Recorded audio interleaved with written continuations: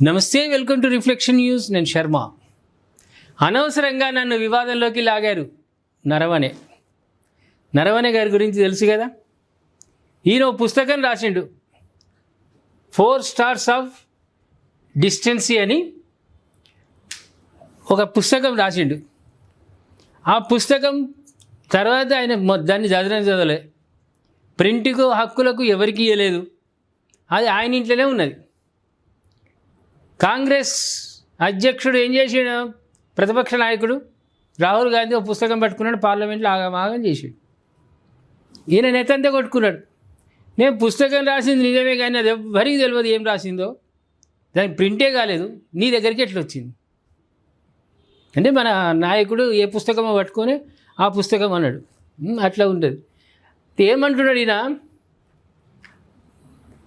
దీనిపై నరవణే తాజాగా స్పందించారు. తన పుస్తకం ఇంకా పబ్లిష్ కాకపోయినా అనవసరంగా తనను వివాదంలోకి లాగారంటూ ఒక ఇంటర్వ్యూలో పాల్గొన్న నరవణే రాహుల్ గాంధీపై పరోక్షంగా విమర్శలు చేసిండు.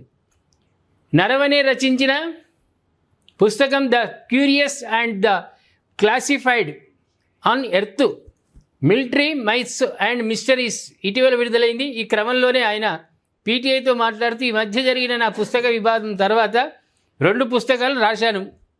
వాటిలో ఒకటి విడుదలైంది, మరొకటి త్వరలో రానుంది. 4 స్టార్స్ ఆఫ్ డిస్టెన్స్ని పూర్తిగా పరిశీలించే వరకు ప్రచురణను నిలిపివేయమని రక్షణ మంత్రిత్వ శాఖ కోరింది.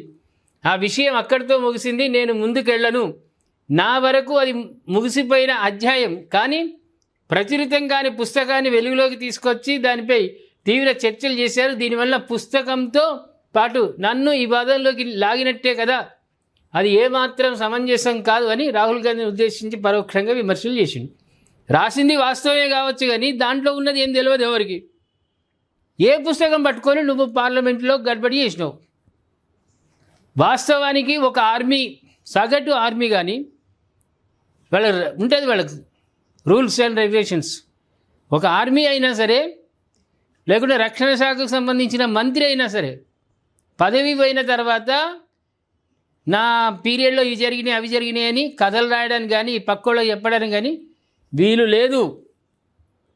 అత్యంత రహస్యమది. రక్షణ శాఖ అంటేనే రహస్యాలతో కూడుకున్నటువంటిది. దాన్ని ఈయన ఏం రాసిండో తెలియదు, ఎవరికి ప్రింట్కి ఇవ్వలేదు, ఏం లేదు.